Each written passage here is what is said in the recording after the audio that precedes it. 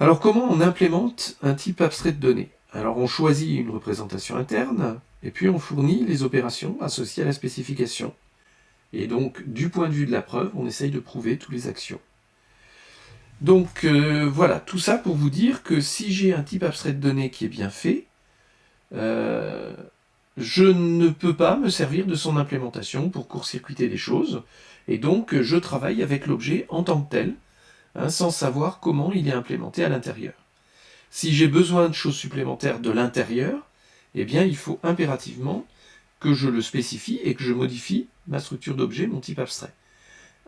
Mais une fois que mon type abstrait est défini, mon objet est défini, je ne touche pas à la structure interne de cet objet. Je n'y ai même pas accès, je ne sais pas du tout comment c'est fait à l'intérieur. Et ça, c'est vraiment un garde-fou important. Alors, ce qui veut dire que pour un même type abstrait, on peut avoir plusieurs implémentations.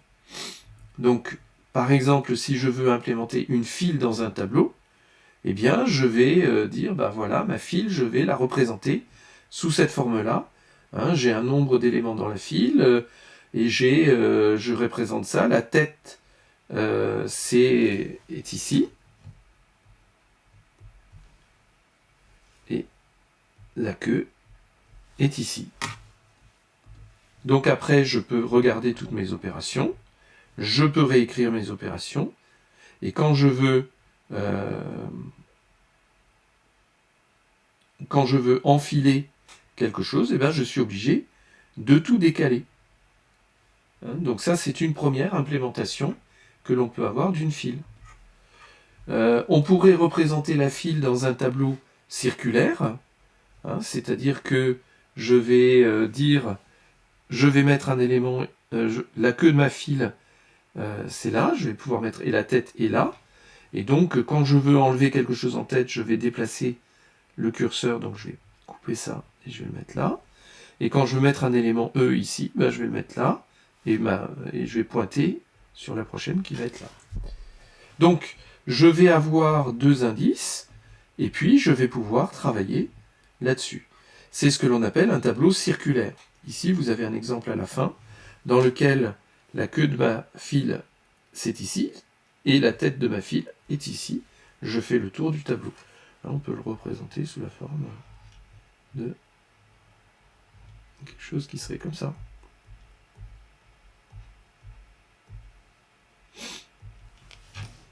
Où vous avez vos éléments et votre file. Elle représente quelque chose comme ça et ça tourne. Évidemment, vous avez le problème de quand on dépasse la taille du tableau dans lequel est stockée la file, qui est un problème de programmation de l'objet et pas un problème lié à l'utilisation de cet objet. Et on peut également représenter une file dans une liste chaînée où la tête de la file est indiquée. Donc c'est une liste chaînée à laquelle j'ai rajouté et j'ai mis une sémantique sur la liste et j'ai rajouté un pointeur sur la queue. Et puis si je veux insérer un élément, je vais rajouter ici, je ne sais pas, S, voilà. Ici, celui-là, je vais le faire pointer là. Celui-là, il va être là. Et celui-là va être là. Et si je veux insérer, si je veux supprimer un élément, c'est-à-dire extraire un élément de la file, je supprime. Et je vais sur cet élément-là. Donc on a effectivement une structure équivalente pour notre file dans une liste chaînée. Alors je peux reprendre les opérations telles que je vous ai montré. Alors on a des avantages et des inconvénients à chacune des implémentations. Mais vous voyez qu'on a séparé complètement l'implémentation de l'usage. Donc ça, c'est le travail d'un développeur qui est indépendant du travail du développeur qui va utiliser la file.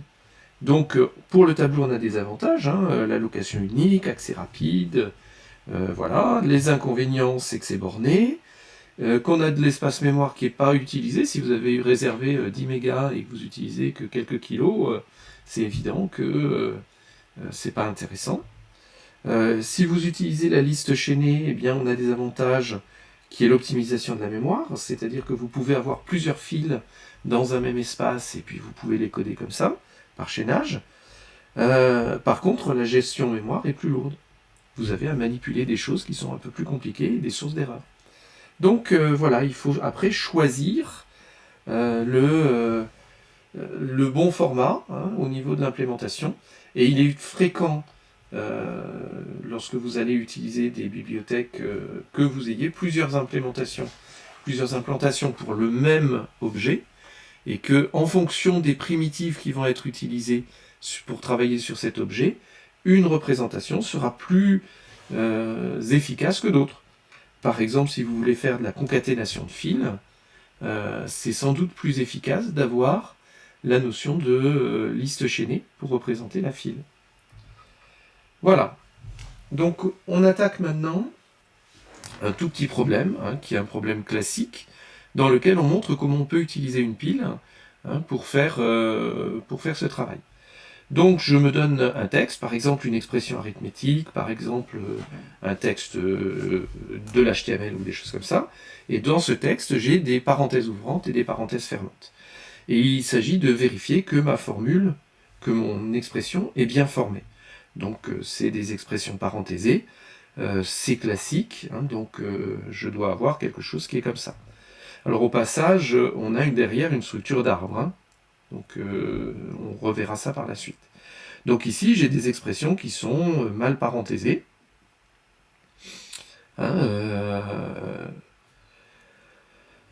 On a effectivement des problèmes liés au nombre de parenthèses ouvrantes et fermantes. On a des problèmes qui peuvent être liés à la façon dont les parenthèses ouvrantes et fermantes sont imbriquées. Donc voilà.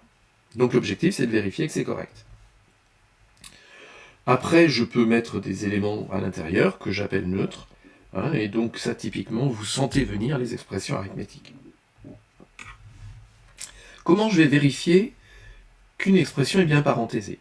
Eh bien, tout simplement, je vais partir d'une pile vide. Et puis, tant qu'il reste un caractère, je regarde le caractère. Si c'est une parenthèse ouvrante, je l'empile. Si c'est une parenthèse fermante, là, je vais tester. Si la pile est vide, j'ai une erreur de parenthésage. Sinon, je dépile. Donc, en fait, l'opération parenthèse empilée correspond à la parenthèse ouvrante et dépilée correspond à la parenthèse fermante. Et puis à la fin, je retourne, une fois que j'ai traité toute ma chaîne de caractères, je retourne la valeur de pile vide, donc de est vide. En gros, si la pile est vide à la fin, ça veut dire que mon parenthésage est correct. Au passage, ici, j'ai détecté une erreur de parenthésage en cours de route. C'est pas la peine que j'analyse ma structure jusqu'au bout. Donc ici, là, si je regarde ma pile, en fait, j'aurais très bien pu prendre un entier. Donc j'aurais pu prendre un entier, c'est-à-dire que j'aurais pu dire, je compte le nombre de parenthèses ouvrantes, et à chaque fois, dès que j'ai une parenthèse fermante, je soustrais 1 à mon compteur. Donc il suffit d'un entier. Bon, clair. Mais en fait, si vous regardez bien, même en Python, même dans tous les langages de programmation, vous n'avez pas que des parenthèses. Vous avez des environnements, et ces environnements sont délimités par des symboles.